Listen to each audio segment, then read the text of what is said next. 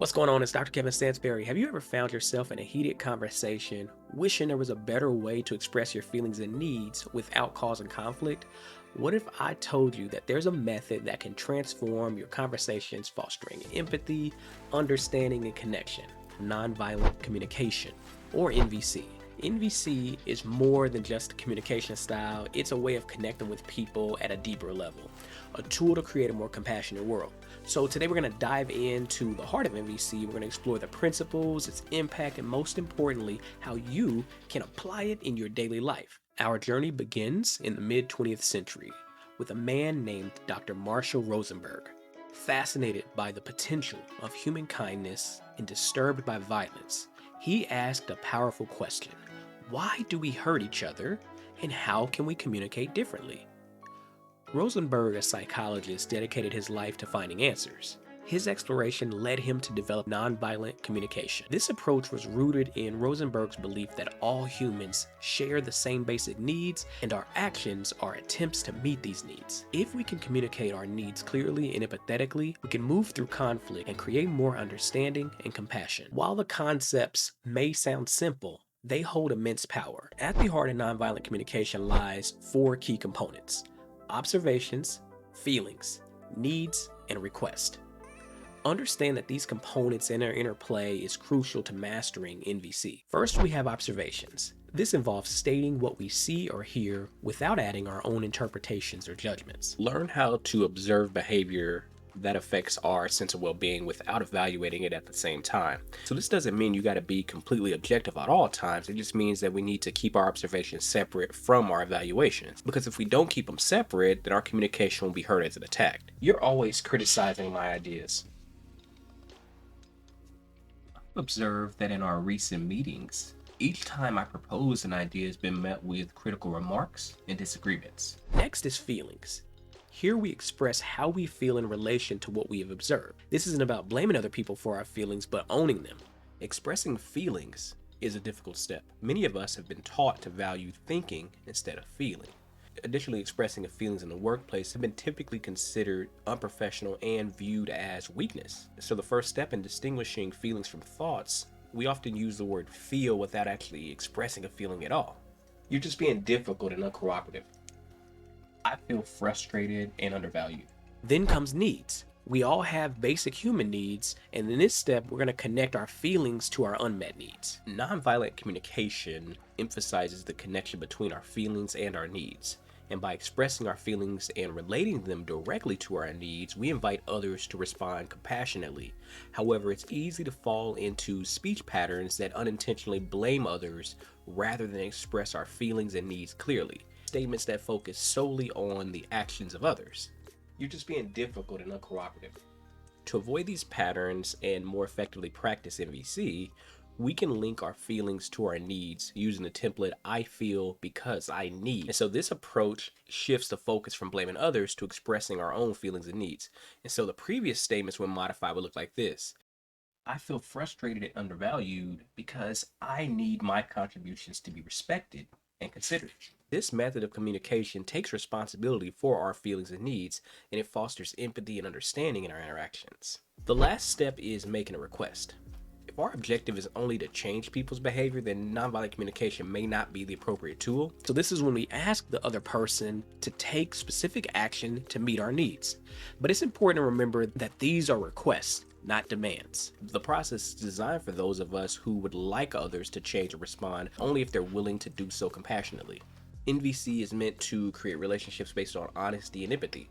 So if we make our request from a self-righteous and judgmental point of view, using words like should, suppose, deserve, justified, those automatically become demands. Can we discuss ways to ensure that all ideas are given fair consideration? Feedback is delivered constructively. Now that we have a good understanding of nonviolent communication, let's dive into some practical tips and techniques to help you start practicing NVC in your everyday life. Tip number one is practice active listening. This means fully focusing on the other person, understanding their feelings and needs, and responding empathetically. Tip number two, you want to use I statements. So instead of "you make me feel," say "I feel." This helps express your feelings without blaming the other person. Tip number three, Be specific with your request. So instead of making vague requests, be clear about what action you'd like the other person to take. Tip number 4 is practice, practice, practice.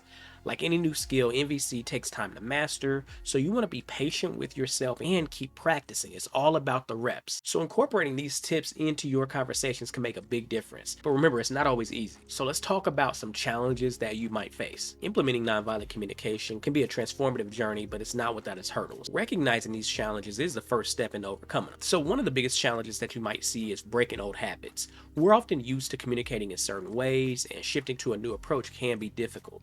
So you want to be patient and persistent. Changing habits take time, but regular practice and self-compassion can help you on this journey. Challenge number 2 involves dealing with defensive reactions. So sometimes, despite your best efforts, the other person may react defensively. You want to maintain your empathy and remember their reactions are about their needs and feelings and not a reflection of your efforts. Challenge number 3 is difficulty expressing feelings and needs. So many of us aren't used to openly expressing our feelings and needs, which can cause MVC to be challenging. So you want to practice self-empathy and self-awareness, because the better you understand your own feelings and needs, the easier it will be to express them to others. Recognizing these challenges can help you navigate them more effectively, and remember, the journey is just as important as the destination. So mastering these 4 components can truly revolutionize how we relate to each other. There's another crucial ingredient in this recipe for compassionate communication: empathy. Empathy in MVC is all about deeply understanding and acknowledging the feelings and needs of the other person. It's not about agreeing with them. It's not about finding a quick solution. Instead, it's about creating a safe space where everyone can feel heard and valued. We approach conversations with empathy, we can dismantle defensive barriers and pave the way for constructive dialogue. It's the key that unlocks genuine connections. Now that we understand the principles and the role of empathy, let's look at the real-life impact of nonviolent communication. The beauty of nonviolent communication is that it's not just theory, it's a practical approach with tangible benefits. From personal relationships to workplace dynamics, MVC can change the way we interact. In personal relationships, MVC fosters deeper understanding and connection. It helps us navigate conflict with empathy and reduce misunderstandings and resentment. In the workplace, MVC can transform the way teams communicate. It promotes an environment of mutual respect and understanding where everyone's needs are considered. This can lead to increased productivity, reduced conflict, and a more harmonious work environment. On a societal level, just imagine, MVC can contribute to more peaceful and productive dialogues around important issues. So I hope you see that it's clear that MVC can have a profound impact, but like any approach, it's not without its misconceptions. So let's definitely address some of those next. So nonviolent communication has its share of myths and misconceptions. I want to debunk a few of those to ensure that we're on the right path. So myth number 1, nonviolent communication is passive. The fact is, it's anything but passive. It involves actively observing, actively expressing feelings and needs, and making requests.